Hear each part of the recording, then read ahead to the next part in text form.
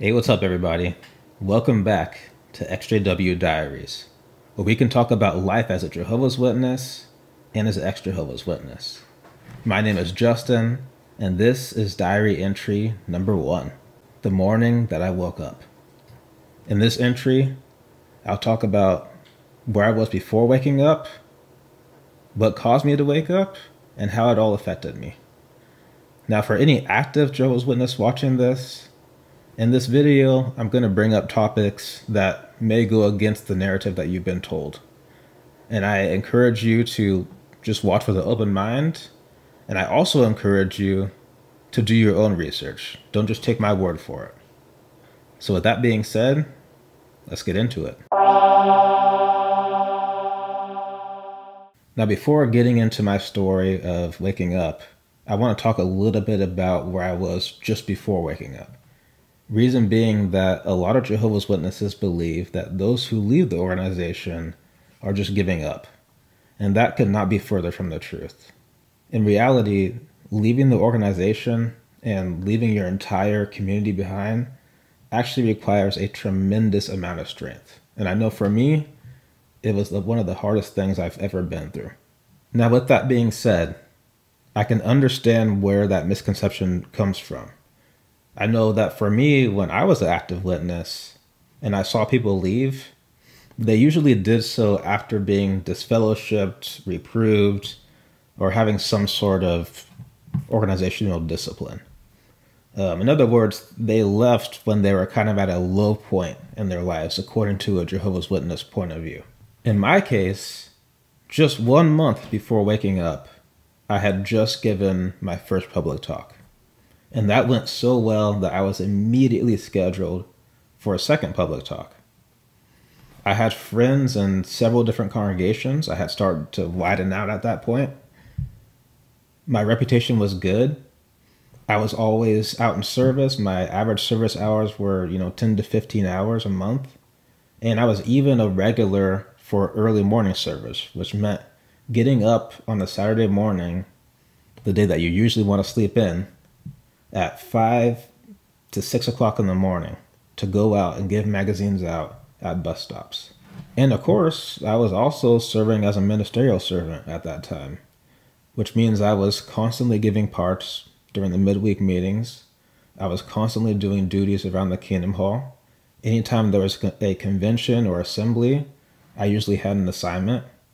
So I express all this just to show that I was most certainly not at a low point, according to a Jehovah's Witness point of view. I was going through all the motions. I literally had no reason to question anything. And I'll also add that even to this day, I've never been in a judicial committee. So now you're probably wondering, well, what caused me to wake up? Well, dating as a Jehovah's Witness is a joke. I mean, yeah, I probably need to make another video just about that. And I've also made a video about the Jehovah's Witness social structures. By the time this video comes out, all of those will be up, and I encourage you to watch that one too, because that definitely plays a part in the Jehovah's Witness dating scene. For me personally, one of the biggest frustrations with dating as a witness was the fact that I felt like I could never really be myself. Anytime I was interacting with a fellow witness, I always felt like I had to choose my words very carefully. And there's a lot of questions that in the regular world, one would consider a basic question.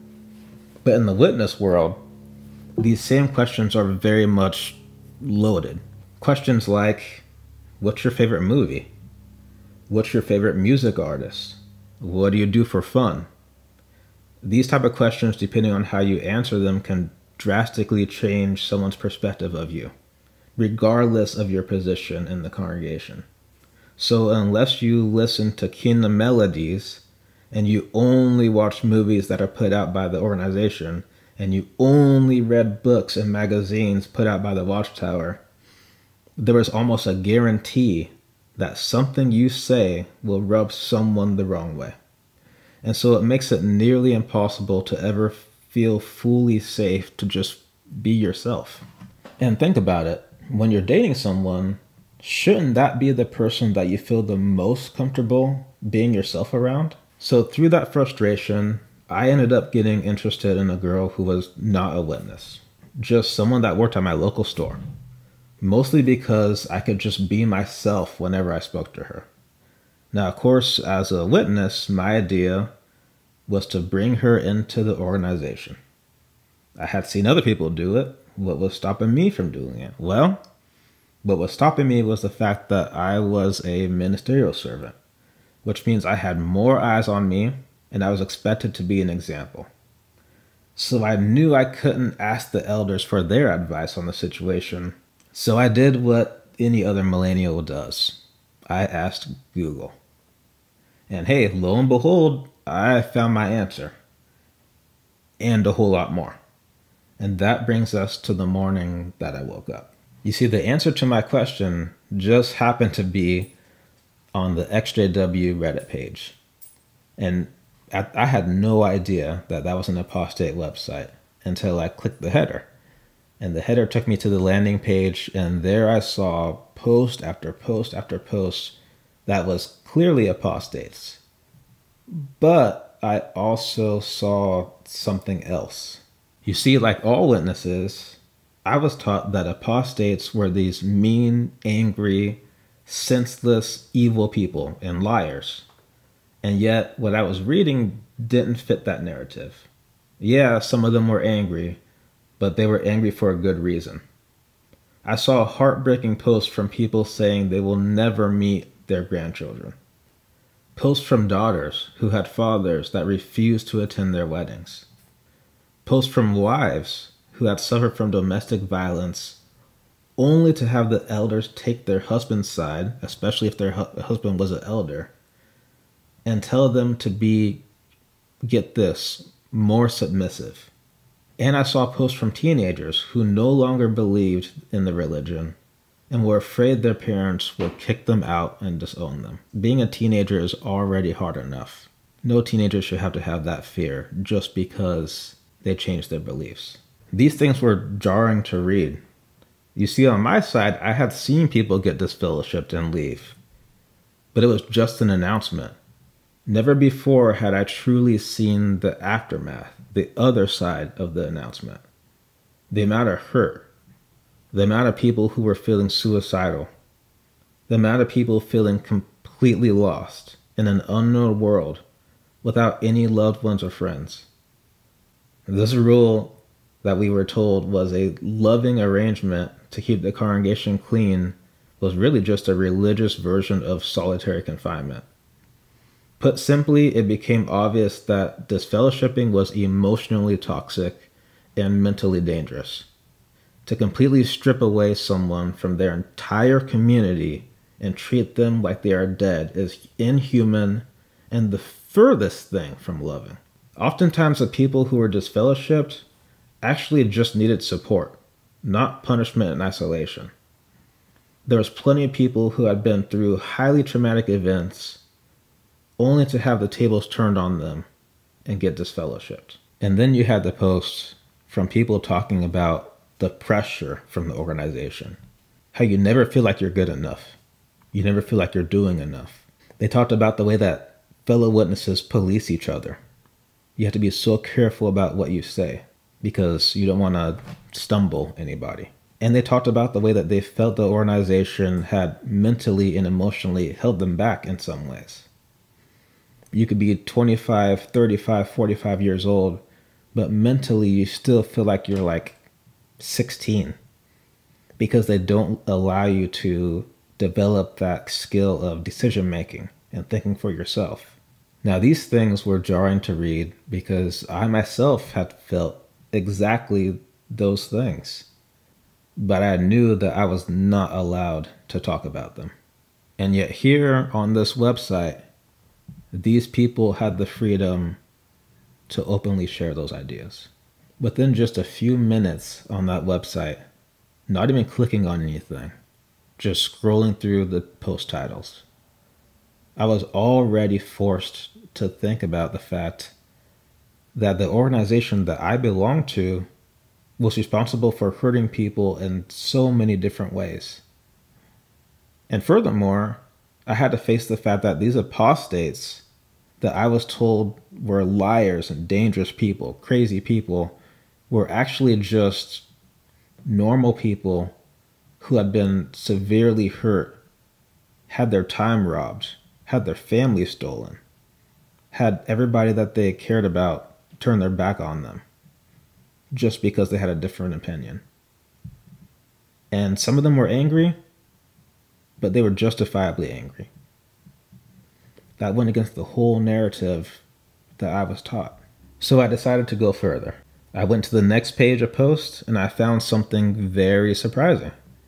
Right there on an apostate website was a picture showing the inside of my assembly hall. And the person in the picture was my friend Wally. Now, Wally runs the channel JW Thoughts, so I encourage you to check out that channel, and he has some really good content on there. But back then, he had a small website where he told some of his story. Now, this guy was what I consider like JW royalty. He was an elder son, pioneer, had just gotten married, and was part of a well-known family within the organization. He was also the first person who studied with me back when we were kids. So out of anyone, I really thought that he had no reason to leave. Truly everything to lose and nothing to gain. So that led me to dig even deeper. The deeper I dug, the more I found. And while still laying in bed, looking all this up on my phone in a private tab, the whole time I was just shaking, sweating. I could hardly breathe. I knew that looking into these things was going against the organization. I mean, I could fly down to Las Vegas and have an insane week and get into all kind of trouble and then come back and I might get disfellowshipped, but at least I can come back from that. But this stuff, there was no coming back from this. I was terrified, but I kept going in. Now, around this time, there was a big thing in the EXJW community, and that thing was the ARC, Australian Royal Commission, a special court that was looking into how different organizations handled child protective policies. Surely the witnesses have no issue with that, right? Surely that's a Catholic problem, right? Wrong. The investigation showed that the Jehovah's Witnesses had over 1,000 cases just in Australia that were never reported to the police. Furthermore, the victims of child sex abuse were told not to go to the police for fear it would bring reproach on Jehovah's name and give a bad witness. Everything would be handled within the organization, but only if there were 2 witnesses. When is there ever 2 witnesses with child sex abuse? To go a step further, when these abuse survivors grow up, they are encouraged to forgive their wrongdoer, who may be in the same congregation as them and may even hold a higher position in the organization. And if that's not already bad enough, when these abuse survivors leave the organization after being treated so unjustly, they are then shunned by their families and friends and told that they will be destroyed in Armageddon. Seriously. Even as a ministerial servant, I knew that was wrong. And in this case, these things weren't coming from apostates. No, this was coming from a court. The records were there. The lawyers were there. Even a governing body member was there. So by now, I'm seeing that this quote-unquote perfect organization is not so perfect at all. They have policies that are really hurting people. And furthermore, there's a whole lot of secrets that they are not telling their members. So as I lay in bed, phone nearly out of batteries, still sweating bullets, I'm led to one last website. A website I knew would change everything just by the name alone. And that was jwfacts.com. Now, the best part about JW Facts is that the majority of information on that website comes from the Watchtower itself. There's no need for quote-unquote apostate lies because the organization's own literature provides enough all on its own. There is so much I could say about that website, but I'll just pick the top 3 subjects that really had an impact on me that morning. The first was everything surrounding 1914. Learning that 1914 came from the measurements of the Pyramid of Giza, and that it was originally falsely prophesied as the year Armageddon would come, showed me that there was some major holes in the 1914 doctrine. The second big bombshell for me was the JW's involvement with the United Nations. Throughout history, and in recent times, the Watchtower organization has repeatedly criticized other religions, particularly Christian-based religions, for having any association with the UN. And yet, in 1992, the Watchtower became an NGO with the United Nations. NGO meaning non-government organization. The Watchtower claims they needed to attain the NGO status in order to have access to the UN library. Funny enough, since 1946, the UN does not require NGOs to become associated to have access to their libraries. Yeah, alibis ain't matching up, BS is catching up. Think about that one. The third subject that was really jarring was the existence of the Elders Book. A secret book that the majority of non-elders don't even know exists. Now, this was bothersome because the organization tells its members that there are no secrets. In fact, they criticize other religions for having secrets. It's also significant because the Elders Book, called Shepherd the Flock, is used by elders during judicial meetings to determine if a person should be disfellowshipped, reproved, etc., etc. Now think about it. If you commit a crime and you're taken before a judge, that judge will determine your punishment based off of laws that are publicly available. There's no secret law book. This means that you as an individual have the power to look up the laws to make sure that you are getting judged in a fair way. Now, in a JW judicial committee, you do not have that right. You are being judged by a law book that you probably don't even know exists. That morning was just the beginning of my waking up process. But that morning certainly did turn my whole reality upside down. And more importantly, that morning made me realize a lot of things. It made me open my eyes. And it certainly changed everything from meetings to service, even the way I viewed the elders. There were some elders that used to be intimidating, and now they were just old men in suits. When I did my first talk after waking up, and I looked into the audience, I could see the emptiness. I could see the fear that they weren't doing enough. The fear that if Armageddon came tomorrow, they don't know if they would make it or not, because the Watchtower organization had done such a great job of making them feel that they're never doing enough and that they're always sinning. They call the process of learning the real truth about the truth waking up. And I can see why. That's exactly what it feels like. It's very jarring. It's very strange. In some ways, it's pretty traumatic as well. But at the same time, there's also this part of it that feels almost comforting in a way. Because for a lot of us, there were certain things that just didn't add up, and you push those things out of your mind. But now, it all just makes sense. So that's the story. Thank you so much for watching this video. For any ex-Jehovah's Witness watching this, let me know. What was it that woke you up? What was it that triggered those alarm bells to ring? Let me know in the comment section. If you like what you saw, make sure to hit that like button, hit the subscribe button. Stay tuned for more.